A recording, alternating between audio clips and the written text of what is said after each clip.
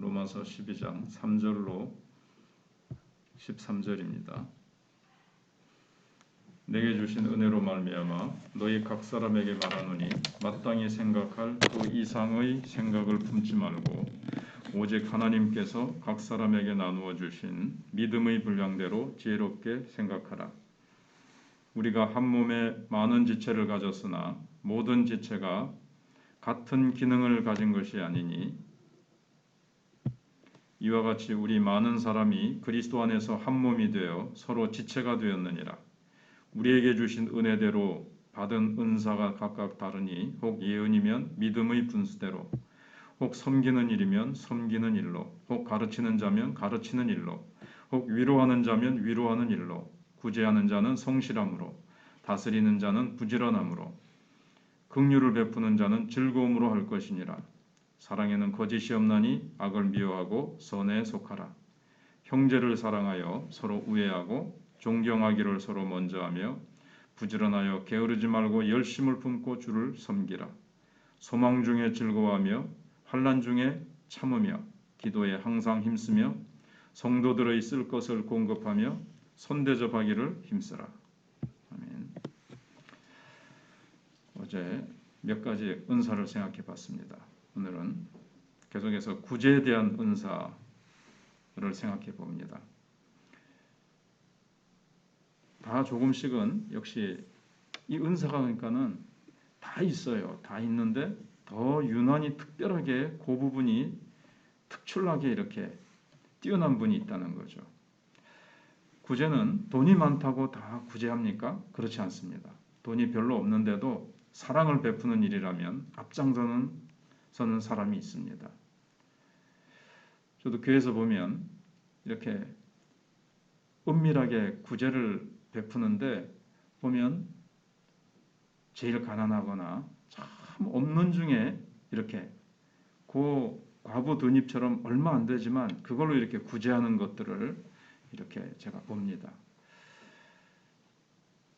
어쩌면 그렇게 남을 위해서 베푸는 것을 좋아하는지 이해가 안 될 정도지만 사실은 자기 힘이 아니고 받은 은사가 있어서 그런 겁니다. 그리고 권위하는 은사가 있습니다. 권위라는 것은 남을 특별히 격려하고 붙들어 세우고 위로하는 것을 말합니다. 참 귀한 은사입니다. 좌절 속에 빠져있는 어떤 사람을 위로하려고 세 사람이 찾아갔습니다. 똑같이 고민을 했지만 두 사람의 말은 별로 도움이 되지 못했습니다. 그러나 나머지 한 사람은 말을 많이 하지도 않았는데 그 사람 때문에 주저앉았던 사람이 힘을 얻고 일어나는 것을 봅니다. 세 사람이 똑같이 고민했는데 왜 한 사람만 그와 같이 아름다운 열매를 거둡니까? 그 일을 잘할 수 있는 성령의 은사를 받았기 때문에 그런 것입니다. 그 다음에 이제 예언의 은사가 있는데 바울은 예언의 은사를 높이 평가했죠. 고린도전서 14장에서 신령한 것을 사모하되 특별히 예언을 하려고 하라. 이렇게 14장 1절에서 말씀했습니다. 그리고 예언과 방언을 비교해 볼 때 방언하는 자는 자기의 덕을 세우는 거지만 예언하는 자는 교회의 덕을 세우고 사람들을 권위하고 안위시키는 놀라운 힘을 가지고 있다고 얘기를 합니다. 예언이 참 좋은 은사가 분명합니다. 예언이라는 게 뭐냐? 두 가지 견해가 있죠.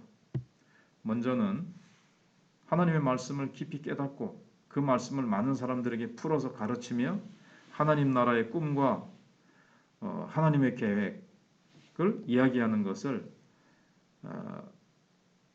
예언이라고 보는 견해가 있습니다. 이제 설교도 예언에 속합니다. 천국에 대해서 예수 믿으면 천국 간다. 이렇게 전도하는 것도 예언이죠.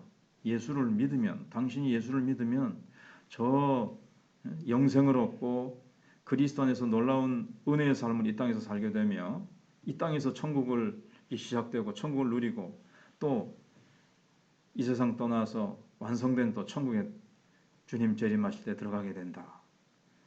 이런 얘기를 하는 것도 예언입니다. 분명히 하나님의 진리를, 하나님의 계획을 다른 사람에게 이렇게 전했으니까요. 그렇기 때문에 성령 받은 은혜 시대의 사람들은 어린아이나 젊은이나 늙은이나 가릴 것 없이 말씀을 전하는 예언을 하는 사람이 됩니다. 말세에 내가 내 영을 모든 육체에 내가 부어주리니 그들이 예언할 것이다 그랬거든요. 그래서 말씀을 가르치는 목사는 예언의 은사를 가진 사람이라고 할 수 있고요. 평신도 중에도 하나님의 말씀을 깊이 깨달은 사람은 예언의 은사를 받았다고 할 수가 있습니다.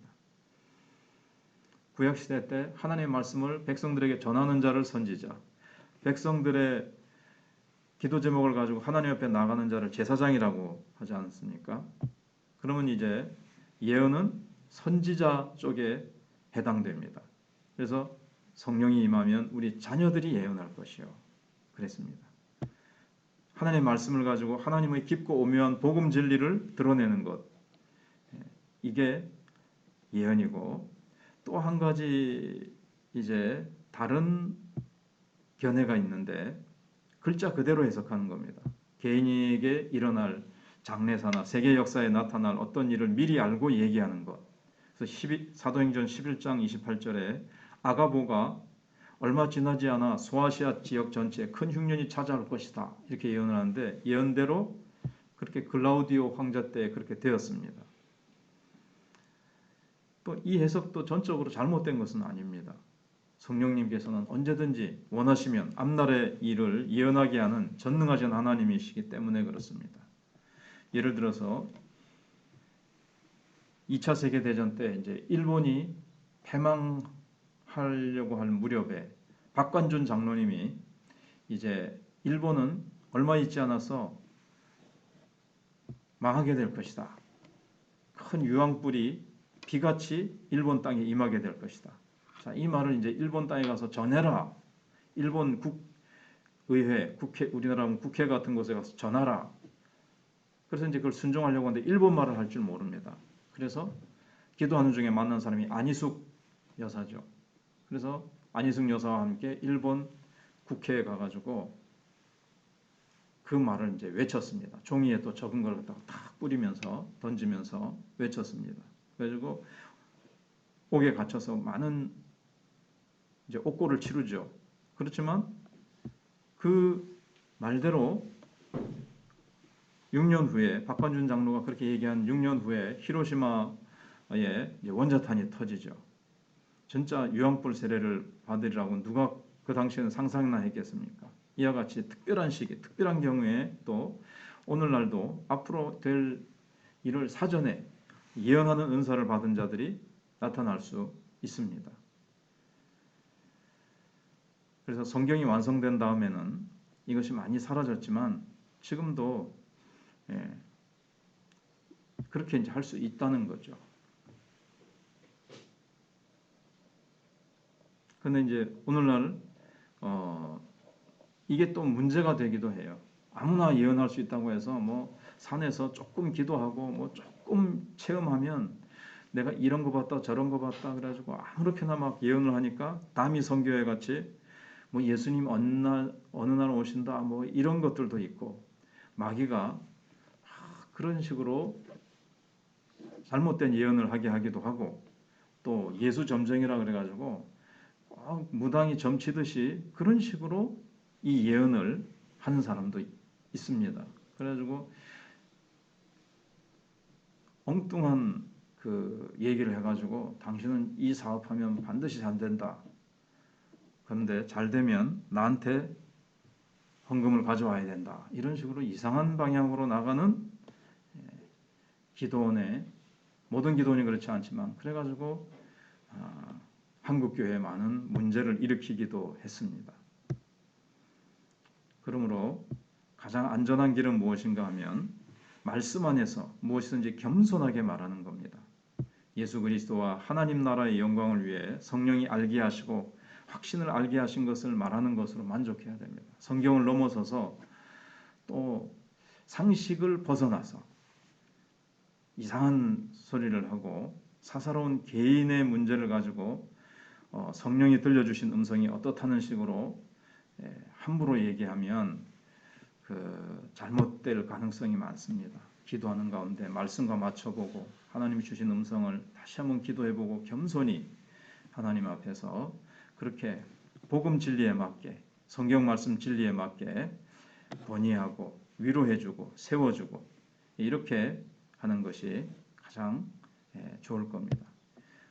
이제 우리 모두는 하나님으로부터 성령의 은사를 받은 자들입니다. 가르치는 은사, 다스리는 은사, 섬김의 은사, 구제의 은사, 예언의 은사 이런 은사를 받았으면 섬겨야 됩니다. 은사는 소명입니다. 소명. 우리를 그 일에 봉사하라고 하나님이 그 영역으로 부르신 겁니다. 가르치라고, 봉사하라고, 섬기라고, 구제하라고. 그래서 그 은사를 가지고 교회 안에서부터 봉사를 해야 됩니다.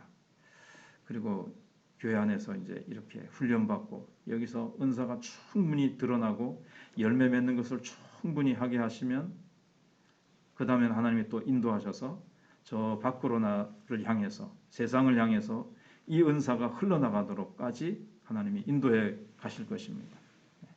기도하겠습니다.